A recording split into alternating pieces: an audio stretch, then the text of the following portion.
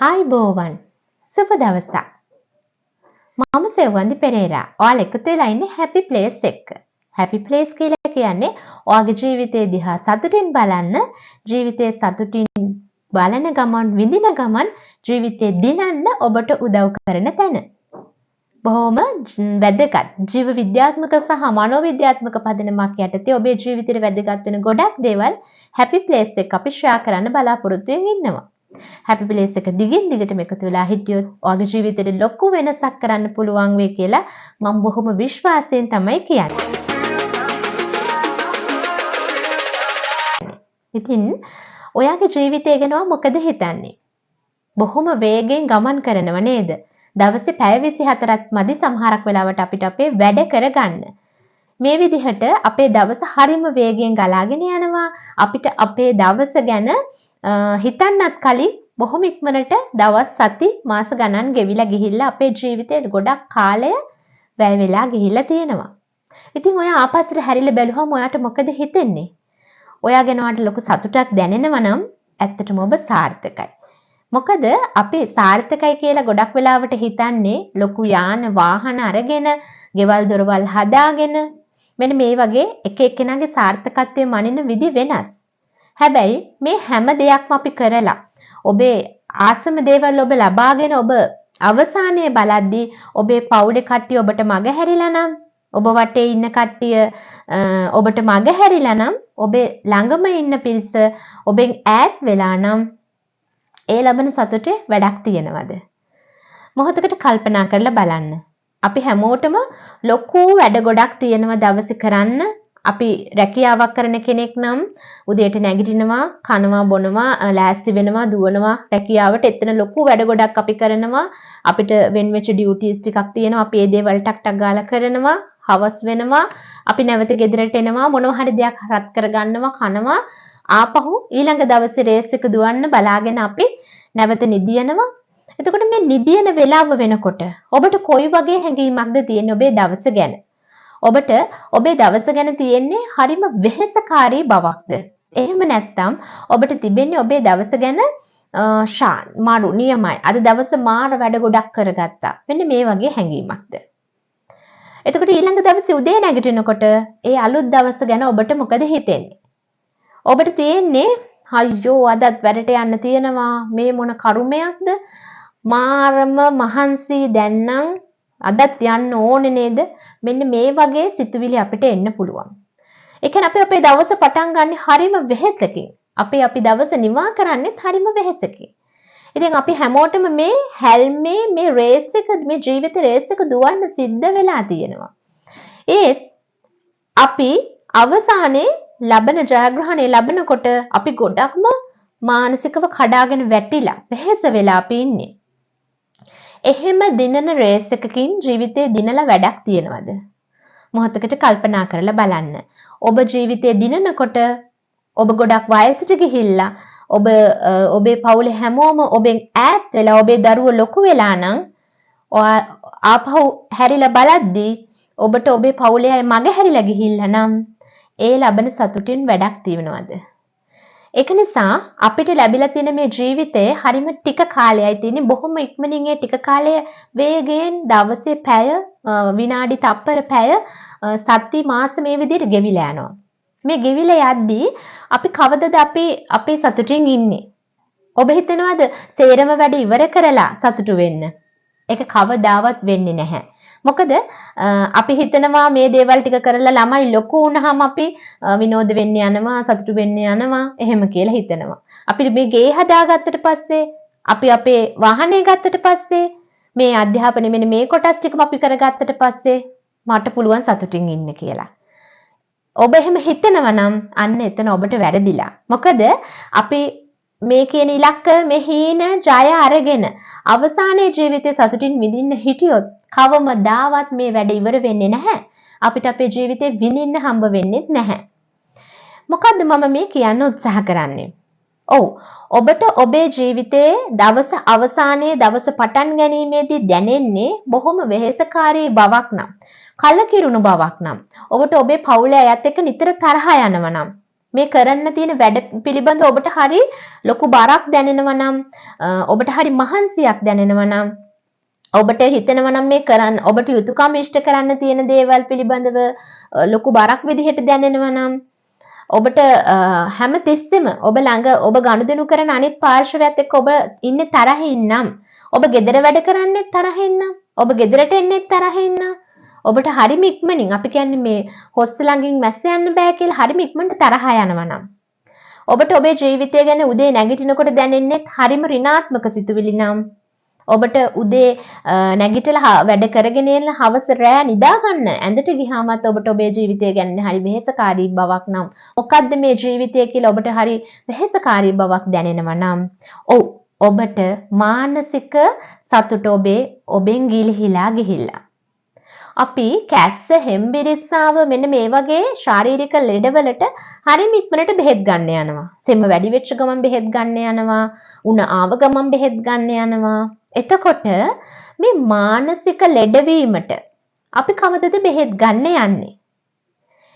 ඔබ අර මං ඉස්සෙල්ලා කිව්වා වගේ වෙහෙසකාරී සිතුවිලි එහෙම නැත්නම් exhausting feelings වලින් ගොඩක්ම සෆර් වෙනවා නම් ඔබ හැමතිස්සෙම ඒ විදිහේ ඍණාත්මකව ජීවිතේ දිහා දකින කෙනෙක් නම් negative thoughts නම් ඔයාගේ හැමතිස්සෙම ඔයාගේ වටේ තියෙන්නේ ඔයා හිතන්නේ ඔයා වටේ ඉන්න කට්ටියට ඔයා ඒව බෝ කරගෙන යනවා නම් ඔබේ මානසික බෙහෙත් ගන්න ඒ කියන්නේ ඔබේ මානසික ගැටලුවකට බෙහෙත් ගන්න ඕන වෙලා තියෙනවා.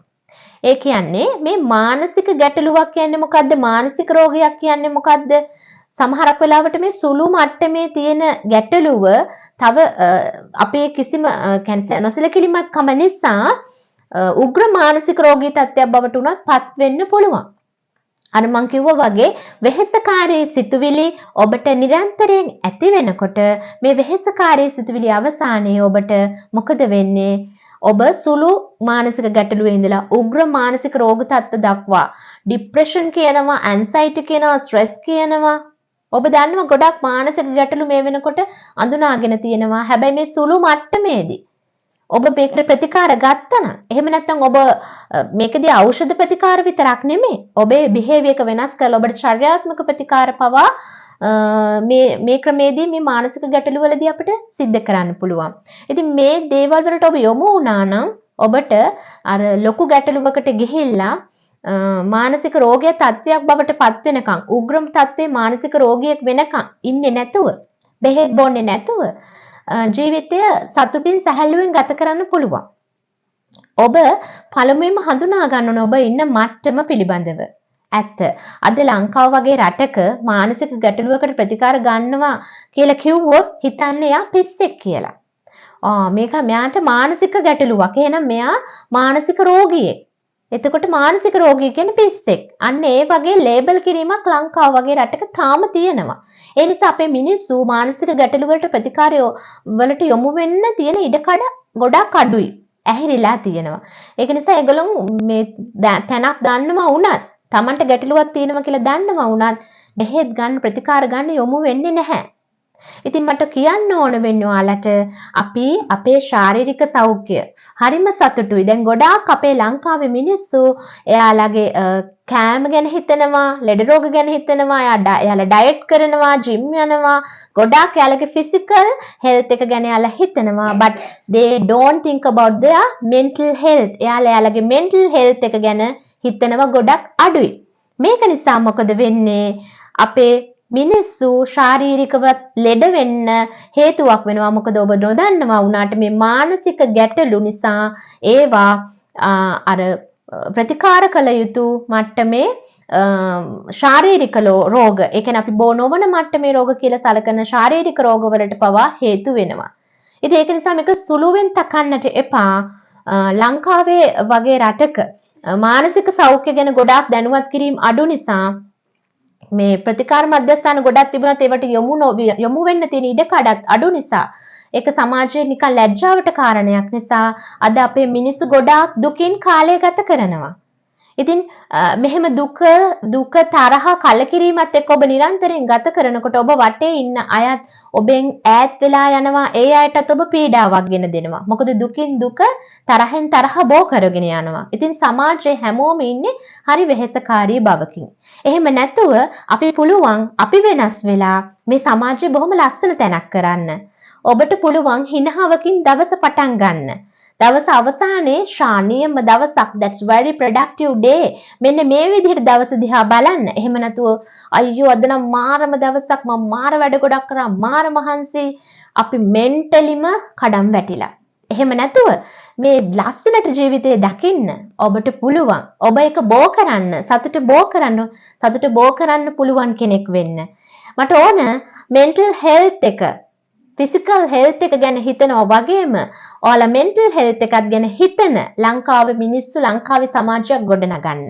ඒක අපිට පුළුවන්. ඔබ උත්සාහ කරොත් ඔබේ ජීවිතයේ ඔබේ අරමුණු ඉලක්ක ජය ගන්න ගමනේ බොහොම සතුටින් ඔබට ජීවිතේ දිනන්න පුළුවන්. මොකද ඔබ ජීවිතේ මොන ඉලක්කය ජය ගත්තත් ඔබ අවසානයේ ඔබ වටේ ඉන්න කට්ටිය ඔබෙන් මග හැරිලා ගිහිල්ලා නම්, ඔබ ඔබේ දරුවන්ගේ ජීවිතේ විඳින්න ඕන අවස්ථා විඳ ගන්න බැරි වෙලා ගිහිල්ලා නම්, ඒ අවසානයේ අපි ලබන goal එක success වුණාට කිසිම වැඩක් නැහැ. ඒ නිසා with the good mental health, you can success that your life, you can achieve that your any goals, your targets, definitely you can do it. ඔයාලගේ ජීවිතේ මානසික සෞඛ්‍ය, අනිවාර්යයෙන්ම මානසික සෞඛ්‍ය නිරවුල්ව යහපත්ව තියාගෙන සතුටින් ජීවිතය දිනන්න. ඒ වගේම ඔබට යම් කිසි ගැටලුවක් තියෙනවා කියලා ඔබ දැන් මං කිව්ව විදිහේ ලක්ෂණ ඔබට තිබෙනවා නම් මොකක්ද ඔබ කරන්න ඕනි කියලා හිතන්න, හොයන්න, ඒ සඳහා යොමු වෙන්න. happy place එක එකතු වෙලා හිටියොත් මම ඔබට ඒකට සහාය දෙනවා. ඒ වගේම happy place එක එකතු වුණොත් ජීවිතයේ සතුටින් දිනන්න, ඒ කියන්නේ බොහොම නිරවුල් යහපත් මානසික සෞඛ්‍යයකින් යුක්තව ජීවිතය දිනන්න අවසානයේ ඔබට අවශ්‍ය මඟ පෙන්වීමත්, මොකද අපි කතා කරන්නේ ඔයාගේ brain එක and ඔයාගේ mind එක, ඔයාගේ මොළය සහ මනසත් එක්කයි අපි මේ හැම දෙයක්ම කතා කරන්නේ. ඒ නිසා බොහොම විශ්වාසයෙන් මට ඔබට කියන්න පුළුවන් ජීවිතේ සතුටින් දිනන්න happy place වලට උදව් වෙනවමයි.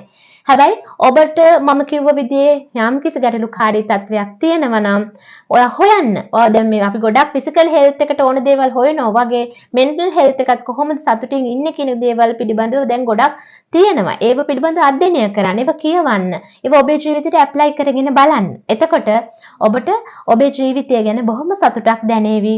ඉතින් එකතු වෙලා ඉන්න කියලා ආරාධනා කරන happy place එකලා. එතකොට ඔබට අපිටත් පුළුවන් ඔබට මඟ පෙන්වීමක් ලබා දෙන්න. මොකද අපි හැමෝම මේ ජීවිතේ සතුටින් ඉන්න ඕනේ. සතුට බෝ කරන කෙනෙක් වෙන්න ඕන. මොන දේ දිනුවත් වැඩක් නැහැ. සතුට නැතුව මානසික සෞඛ්‍ය පිරිහිලා නම්. ඒක නිසා always think about that, always focus that about your mental health. ඔයාගේ mental health එක හොඳින් තියාගන්න උත්සාහ කරන්න, as same as physical health. ඉතින් ඒක නිසා ශාරීරික සෞඛ්‍ය වගේම මානසික සෞඛ්‍ය ගැනත් හිතන්න. especially ඔයාගේ වටේ ඉන්න කට්ටියට සතුට බෝ කරන කෙනෙක් වෙන්න. එතකොට ඔබ අනිත් එක තමයි I want to tell it this very important. ඔබ ගොඩක්ම වැදගත්. මොකද ඔයා හිතනවා නම් සේරම වැඩ කර ඉවර කරලා finally I can be in happy. Never, you can't do it, because කවදාවත් සේරම වැඩ ඉවර කරලා අපිට බෑ සතුටින් ඉන්න. මොකද අපි එතකොට ගොඩාක් කඩම් වැටිලා අවහෙස වෙලා, මොකද අපි physically ගොඩාක්ම weak වෙලා ඉන්නේ. අපේ සේරම දේවල් කරගෙන ඉවර වෙලා සතුටු වෙන්න ගියොත් ඒක කවදාවත් කරන්න බෑ. ඒ නිසා මේ දැන් කරන වැඩ ටික සතුටින් කරගෙන ජීවිතේ සතුටින් විඳින ගමන්ම ඔයාගේ goals achieve කරගන්න උත්සාහ කරන්න. ඒකට මම ඔයාට උදව් කරනවා. happy place එක එකතු වෙලා ඉන්න, subscribe කරන්න අපේ channel එක, ඒ වගේම share කරන්න තව කෙනෙක්ට දැනගන්න, සතුට බෝ කරන කෙනෙක් වෙන්න. එහෙනම් තවත් අලුත් දෙයක් අරගෙන එන්න ඔයාගේ ජීවිතේට එකතු වෙලා ඉන්න කියලා ආරාධනා කරනවා. එහෙනම් සුබ දවසක්. මම සෙව්වන්දි පෙරේරා, මනෝවිද්‍යා පුහුණු උපදේශිකා. This is the happy place.